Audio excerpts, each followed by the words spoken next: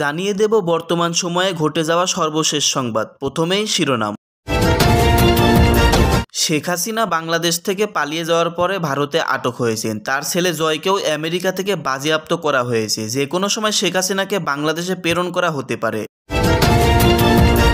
শেখ হাসিনা কোনো দেশে আশ্রয় পাচ্ছে না, সমস্ত দেশ তার ভিসা ক্যান্সেল করে দিয়েছে। ভারতও জানিয়ে দিয়েছে তাকে আর বেশিক্ষণ ভারতে রাখতে পারবে না। শেখ হাসিনা মহা বিপদের মধ্যে পড়েছে। এইদিকে বাংলাদেশে থাকা আওয়ামী লীগের সকল এমপি মন্ত্রী পলক, হাসান মাহমুদ সহ অসংখ্য নেতাকর্মী এয়ারপোর্ট দিয়ে পালাতে গিয়ে গ্রেপ্তার হচ্ছে। শেখ হাসিনার আয়নাঘর গুম করে রাখা বিএনপির সকল নেতাকর্মীরা মুক্তি পেয়েছে। বাংলাদেশে ভারপ্রাপ্ত প্রধানমন্ত্রী হতে চলেছেন ডক্টর ইউনূস, ইতিমধ্যেই ঘোষণা করেছেন সেনাপ্রধান ওয়াকারুজ্জামান। এতক্ষণ শুনলেন বাংলাদেশে ঘটে যাওয়া সর্বশেষ আপডেট খবর। এখন শুনবেন বাংলাদেশের পরিস্থিতি নিয়ে বিস্তারিত ভিডিও।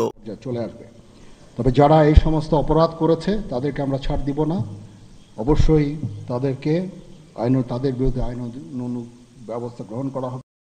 আপনারা দেখতে পাচ্ছেন আমার সাথে দুই নেভি চিফ এবং এয়ার চিফ আছেন, আমরা একসাথে কাজ করছি। কিছুক্ষণ আগে আমার প্রফেসর ইউনূসের সাথেও কথা হয়েছে, ওনার সাথে কথা বলে আমার খুব ভালো লাগলো। আমার কাছে মনে হয়েছে উনি অত্যন্ত আগ্রহী এই কাজটা করার জন্য, এবং আমি নিশ্চিত যে উনি আমাদেরকে একটা সুন্দর গণতান্ত্রিক প্রক্রিয়ায় আমাদের নিয়ে যেতে সক্ষম হবেন এবং আমরা এ থেকে উপকৃত হব। আর আমি দেখলাম যে স্টুডেন্ট এবং ভলেন্টিয়ার্সরা অত্যন্ত চমৎকার কাজ করছে। যেহেতু এখন ট্রাফিক পুলিশ ছিল না, তারা ট্রাফিকিংয়ের কাজ করছে, বিভিন্ন রাস্তা পরিষ্কার করা, যে সমস্ত ভ্যান্ডালাইজেশন হয়েছে যে সমস্ত স্থাপনাগুলোতে, ওগুলোকে পরিষ্কার করা। আমরা অত্যন্ত আনন্দিত যে তারা এই ভালো কাজগুলো চালিয়ে যাচ্ছে। আমি তাদেরকে অনুরোধ করব যে এই ভালো কাজগুলো যেন তারা চালিয়ে যায় এবং বিভিন্ন জায়গায় ঢাকার বাইরে যে সমস্ত লুটতরাজ অপরাধ সংগঠিত হচ্ছে ওগুলো প্রতিহত করার জন্য আমি তাদেরকে অনুরোধ করেছিলাম এবং তারা সেই কাজও করছে। এবং আমি নিশ্চিত যে আমরা সবাই মিলে একটা সুন্দর আবার স্বাভাবিক পরিস্থিতিতে আমরা ফেরত চলে আসতে পারবো।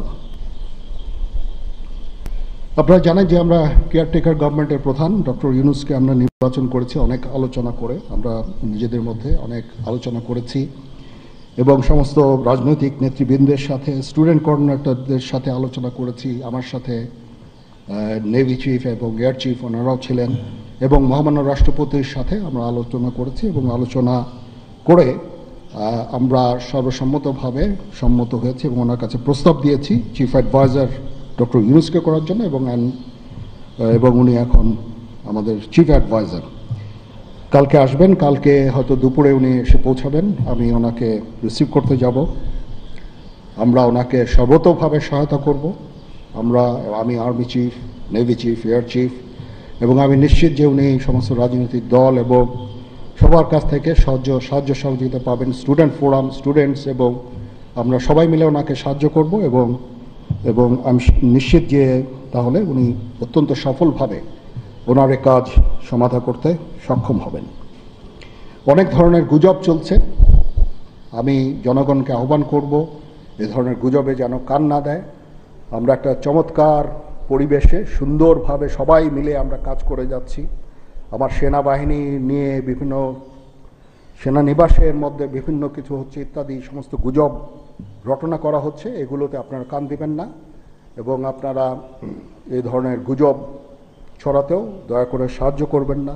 আমি জানি সবাই এটা ইচ্ছা করে করেন না, হয়তো আউট অফ প্যানিক আপনারা এটা করেন। এই জিনিসটা থেকে নিবৃত্ত থাকলে এটা ভালো হবে এবং আরেকজনকে কোনো নিশ্চিত না হয়ে কাউকে এ ধরনের কোনো খবর সংবাদ আপনারা দেওয়া থেকে বিরত থাকবেন, তাহলে এটা আমাদেরকে সাহায্য করবে।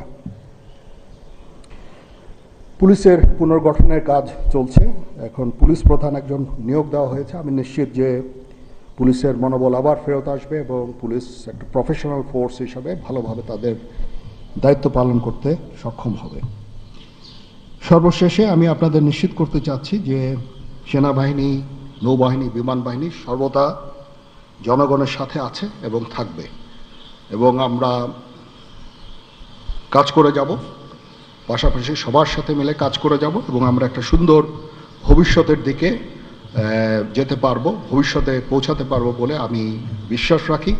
আপনারা আমাদের সবাইকে সাহায্য সহযোগিতা করবেন। আপনাদের সাহায্য নিয়ে ইনশাল্লাহ আমরা এটা করতে পারবো। আপনারা মিডিয়া অলরেডি অত্যন্ত দায়িত্বপূর্ণভাবে আপনাদের সংবাদ পরিবেশন করছেন। আমি আবার আপনাদের কাছে এই জন্য কৃতজ্ঞতা জানাচ্ছি এবং ইনশাল্লাহ আমরা সবাই মিলে দেশকে একটা সুন্দর একটা পরিবেশ আমরা সৃষ্টি করতে পারবো এই দেশে এবং আমরা সবাই ভালো থাকবো ইনশাআল্লাহ। এখন আপনাদের যদি কোনো কোয়ারিজ থাকে, কোনো প্রশ্ন থাকে আমাকে করতে পারেন। আমি যদি আমার জানা থাকে আমি অবশ্যই এটার উত্তর দিব। কালকে আমরা শপথ গ্রহণের জন্য যথাসাধ্য চেষ্টা করছি। একটা প্রস্তাব ছিল বিকালে করার, বিকালে খুব টাইট হয়ে যেতে পারে কি উনি 2:10-এর দিকে হয়তো এখানে আসবেন, এটা মে বি ভেরি টাইট। আমরা হয়তো তাইলে রাত্রেবেলা রাত 8টার দিকে করতে পারি। হয়তো 400 জন লোকের উপস্থিতি এখানে থাকবে। এই পরিসরে আমরা শপথ গ্রহণের অনুষ্ঠান ইনশাল্লাহ করব। আমরা দেখেছি যে সেনাবাহিনী বাংলাদেশ এবং বাইরের যে কোনো দুর্যোগ থেকেও কিছু মোকাবেলা করতে সক্ষম। রিসেন্টলি আমরা দেখতে পাচ্ছি যে বাংলাদেশের বিভিন্ন জায়গায় দুর্বৃত্তরা ডাকাতি থেকে শুরু করে লুটতরাজ করছে এবং গতকাল রাতের বেলা মোহাম্মদপুর, ধানমন্ডি এই এলাকাগুলোতে ঘটনা ঘটছে রাজধানী শহরে। এবং এই বিষয়ে আসলে সেনাবাহিনী কি পদক্ষেপ নিচ্ছে এবং সাধারণ মানুষ কিন্তু উদ্বেগ উৎপাদন হতে পারে? হ্যাঁ, প্রথম কথা হচ্ছে যে আমি দায়িত্ব নিয়েছিলাম অবশ্যই, এবং আমি রাজনৈতিক নেতৃবৃন্দর কাছ থেকে কথাও আমি ওনাদেরকে আমি বলেছিলাম যে আপনারা আমাকে সাহায্য করেন, যে মুহূর্তে এই ট্রানজিশনটা হবে এ ধরনের সমস্যার সৃষ্টি হতে পারে, এবং ওনারাও আমাকে বলেছিলেন যে ওনাদের যতদূর সম্ভব সাহায্য করবেন। তারপরেও কিছু কিছু ঘটনা ঘটেছে।